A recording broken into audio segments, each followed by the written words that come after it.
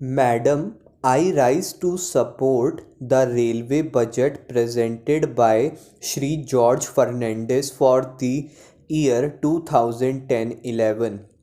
Shri George Fernandez has his association with the railways for the last 60 years as a labor leader.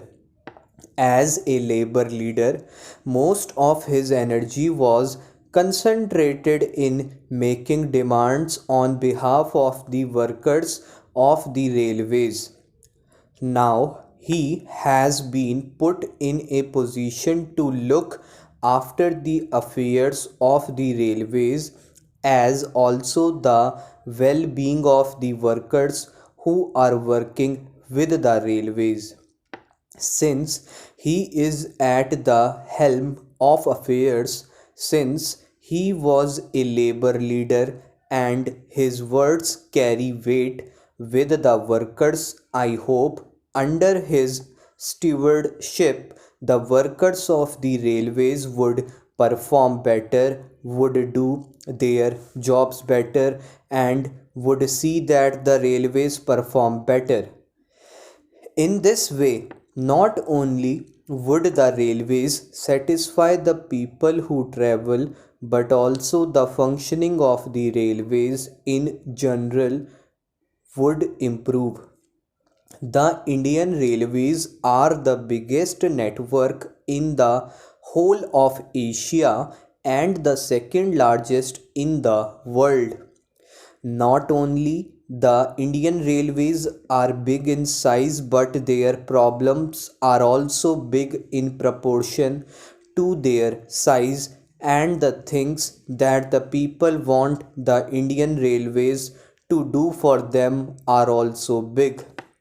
Sir Mr. Fernandez on the 2nd of February had come out with a status paper wherein he has given the current position of the Indian Railways, the problems that the Indian Railways are facing, and also the innumerable demands, including the demand for providing employment on a large scale in the railways to the unemployed. I hope that in this discussion on the railway budget, the participants would offer some constructive, useful, and practical suggestions.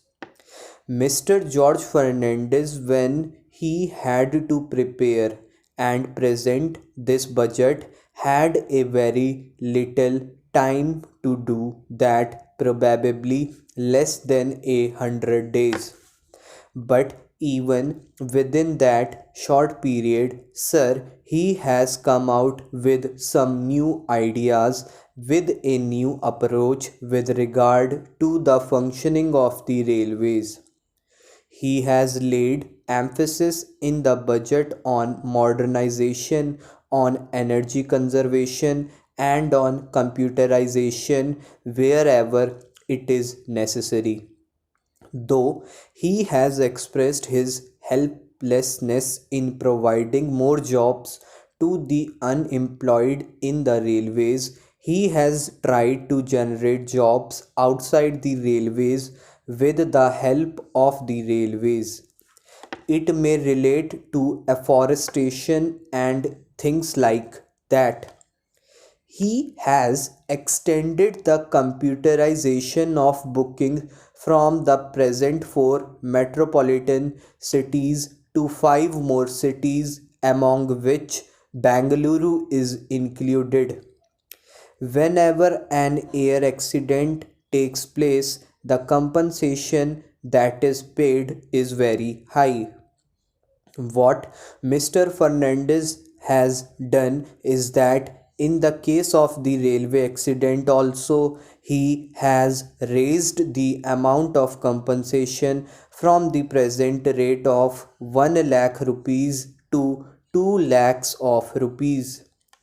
In accidents, whether it is the rail accident or air accident, the loss of life is the same and any life lost can never be recovered. Another thing that is to be welcomed is that he is going to provide more accommodation and more seats to the second class passengers by gradually withdrawing the first class AC coaches and the first class coaches. I hope while withdrawing these facilities and extending them to the second class passengers, the existing comforts and facilities of the second class would further improve. I hope in all second class carriages cushion seats are going to be provided. Socialism is not leveling down, but socialism is leveling up. When we withdraw facilities from the higher level, the facilities for the lower level should be improved so that the traveling comforts for the lower level improve. Another innovative idea that Sri George Fernandez has thought of amidst the constraint of resources is financing the West Coast Railway line, which is popularly called the Konkan Railway Line. This railway line was initiated when Professor Madhu Dandavate was the railway minister about 12 years ago. Once that government went out of power, this scheme got put into cold storage. Of course, in the last year's budget, Shri Madhav Rao Sindhia had made some provision for construction of the line from Mangalore to Udupi, but the construction work did not start. Now, Shri George Fernandez has come out with a novel idea of associating the states which are going to benefit out of it, Maharashtra, Goa, and Karnataka, by raising certain contributions from these three states, by raising certain contributions from the public and certain contributions from the railways as well as from the general exchequer. If this scheme had not been thought of and if this had not been taken up in the normal course and under the normal procedure, this railway construction would have taken 15 years to complete.